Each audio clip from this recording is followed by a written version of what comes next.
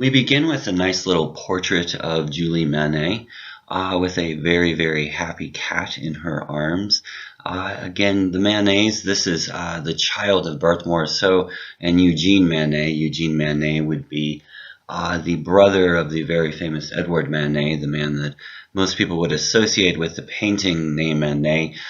His brother and also his wife, Berthe Morisot, were both painters. Berthe Morisot, of course, very famously was the first female to exhibit in with the Impressionists at the very, very first Impressionist exhibition. As I mentioned, both of them were also painters and very, very close to the Renoir family. We have a situation that occurs a little bit later on where within a space of just a few years we have both Berthe Morisot and Eugene Manet pass away. So what occurs is poor Julie Manet kind of gets shifted around between different families. Here we can see a portrait around 1894. This is very close to the time when Berthe Morisot passes away, but you can see her here. What happens is they both pass away, both of her parents pass away, and she kind of goes in between different places, but one of the places she definitely stays is with the Renoir family. So we do see her popping up in portraits here and again, but again, very loving family. You could understand why she would spend time there. Here you can see this in the portrait. Julie Manet is looking towards us while Berthe is, of course, looking away.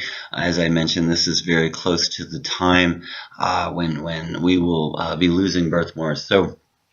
So again, but this is also just portraits of younger people, children, very much in keeping with the tradition of Renoir that we've kind of established. Most of this lecture, most of what we will be looking at is not the work that he'll be doing in his studio. It'll be more things like this. This is a portrait of Pierre Renoir, his first child from 1890.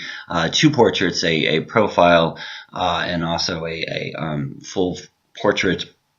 In order, artists have been known to do this to kind of get the range of details. And again, if you kind of get the front and the side, then you can kind of make out the rest of the face from any given angle. And he probably used his children as models in given portraits as well. But again, most of what we're going to be looking at here is much more of his private life, images of his family. And it should be remarked that while he's doing all of this, he does have a successful other career painting things like still lifes and again continuing doing portraiture work. But again, I think it'd be much more interesting to kind of look at his family at this time as his family continues to grow through these years. And in 1894, we have Jean Renoir being born. And if we look at these are very, very intimate portraits. They look like they're done in pastel. On the right, a scene that you would see even from the contemporary, just a child sitting in their high chair eating a cookie or a biscuit, what have you. But Jean Renoir is the second child. And Jean Renoir, of course, goes on to become a very, very famous film director of his own right in the silent movie industry. He's usually on the top 5 list of most important directors in film history for his groundbreaking work. Both Pierre and Jean will go on to serve in the military in World War I as well. This will be kind of something that occurs a little bit later on, given the year, of course. But this is something that also has an effect on Renoir and this period that he has later on in his life. Here we have an image of Jean much later from 1910. Again, the interesting thing that you kind of see when you look at Renoir's work, when you become really familiar with it, is you see these key people kind of in his life, his children, his wife, and usually a single model. And what happens over time is that you kind of develop a likeness for these people, a kind of an understanding. They almost become part of your family. And as Renoir continues to paint them over the years, you see them age and you kind of experience this closeness to this family as well as they continue on through the generations. Here, when we look at this again, when we think of artistic technique, this is just a regular portrait. Again, you have to love the dog in the corner. In the background, we see more of the fluidity that we recognize recognize from his earlier periods of impressionistic work. But again, this is much more realistic, and this is something we'll see from Renoir kind of moving forward. In 1896, Jean Renoir and Gabrielle Renard, excuse me. This is a woman. Gabrielle Renard is the cousin of Aline Renoir's wife, and when Jean is born, she comes and she stays with them, being the nanny to the children, being very close to Jean Renoir. They're very, very close indeed. She waits for a while in her life before she's married, and much later in her life, she actually moves. This is in the 1950s, actually. She moves to Hollywood in order to be close to Jean Renoir. Again, they have a very, very close bond, as you can see from this image, that never really leaves either of them. And as I mentioned, they continue to have a very, very close friendship with each other as both of them continue to grow old.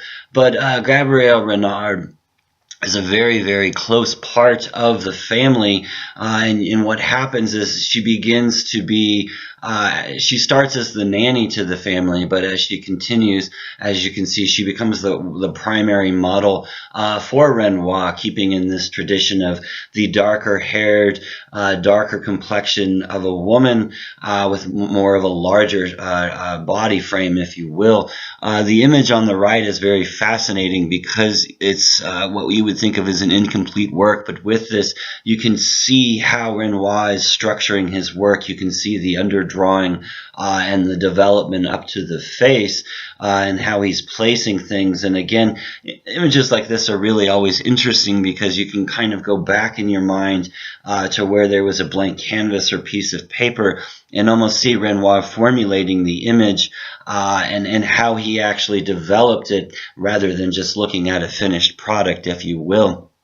Again, there's a little bit of diversity in the image, but what we will see from Renoir, again, Gabrielle with a Rose Sicilian Woman from 1899, and just another similar portrait done from the same time period. She really does become the central portrait, the central studio model for Renoir. And if you've seen the other parts of the lecture, you know Renoir does very much focus on one particular model for his work and continues with that model for a large set of time. Gabrielle will be featured, I think, in it's something over 200 of Renoir's paintings altogether. But again, with her being so close to the family, you get much more of a warmth from her and a much more of a friendship type of feel than you might necessarily get from a model that was just hired from somewhere else.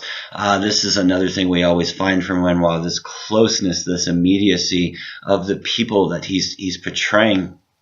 Here we have the entire family, if you will, in a very, very realistic portrait from 1896. In the back, we have Aline with the first son, Pierre, wearing the sailor's outfit, holding his mother's arm. And then as we go closer to the foreground, we have Brigitte and, of course, the young Jean. And in the background, that would be, I imagine, Julie Manet. As I mentioned, there are several instances where she spends time with the family. And when we look at young Jean there, this is kind of this older practice that we can recollect of they used to kind of dress children a little bit more effeminately, depending on if they were a boy or girl, usually with kind of longer hair and wearing more of what we would think of as a dress. So even though that does look like a young lady, that is Jean Renoir in the foreground.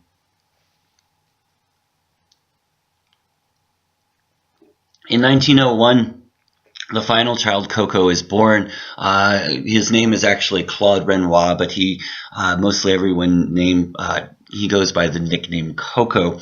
Later on, this is actually helpful because the first child, Pierre, will name his first child Claude Renoir as well. But this doesn't happen, I think, for another 10 or so years. So this is still very early on in terms of the portraits. And again, when we look at this, especially the portrait on the left, it really does kind of look much more like a little girl in the portrait than a little boy. But again, this was much more the practice of the time, dressing smaller children in kind of this more effeminate way. And there's nothing really bizarre about it. It was just kind of what they did during that time period. But again, these are very intimate portraits. These are things that Renoir would be doing of his very close family, probably at the breakfast table around that time. Here we have a few more images, one from 1905 with Coco playing with some smaller action figures or little army men, if you will, and then a nice portrait of him a few years later, probably when he's around, I would imagine the age of 10 or so, maybe a little bit younger. Coco will go on to be an artist of his own right, focusing mostly on sculpture, but also doing some painting from my understanding. But again, these are wonderful little portraits of his family. You can kind of tell by the background on the portrait of the left that this is much more of an intimate portrait. He's not even really paying much attention to finishing the background as much as he just wants to capture his child in the act of playing. Again, this wonderful innocence and vivacity that you get from children is really what Renoir is so wonderful at capturing. We get that in particular on the right. And as we look at a series of images here, I wanted to kind of shift back and look at some of the work he's doing in the studio. One of the things Renoir does, I've mentioned this before, is he really uses multiple women in one, or multiple people in one image, and it's really the relationship between those two people. I had a wonderful conversation with a friend of mine, and he pointed out that it's really three things. It's the two people and the object that really form the relationship. And again, if we think about something like the image on the left, if we had just one of these women reading the book, we wouldn't get that same feeling of intimacy that we get with these two sisters so closely together, reading the book together. And that same feeling is carried forward on the image on the right, where we have them sitting at a piano. This piano portrait with the two sisters is something we'll see again and again within Renoir's work. Here's a few more examples of this, and if you look at the variety that we have between the study that's on the right and much more of the finished painting on the left, again, this shows how much Renoir has in terms of his ability to go in between what we think of as the impressionistic style and then moving back towards realism. Again, it's a very similar portrait to the one we've seen before. It's remarkable how much color he can put into a scene that we think of as realistic and not have it come out as a gaudy type of feeling. Again, a lot of the color on the image on the right is reduced, and we do get much more of that impressionistic feeling, but those same colors are still active and visible on the other portrait, the realistic one on the left. They've just been molded into the curtain a little bit more, but again, we have this whole range of colors we associate with Renoir, red all the way through blue. Here we have an actual portrait fitting in that same type of guise, again using the piano as the centerpiece of activity, with one of the women kind of looking towards us, and then we get kind of a side view of the other one.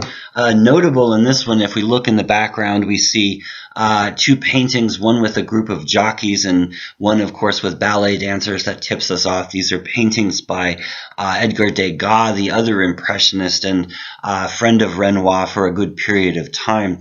It's interesting to think about this piano and the capacity of this object of study and activity, and it makes you wonder if the women who are playing the piano or looking at the sheet music are actually able to do those activities. We take this for granted. He very well could have just put them in this position to make them look as if they knew what they were doing, while at the same time we really don't know if these women actually knew how to do this. Here we have a portrait from around Montmartre, again, this is the area that he lived for most of his life. Around this time, though, he starts to develop arthritis, and this will affect him in the final kind of chapter or stage of his life, where he moves more to the coast.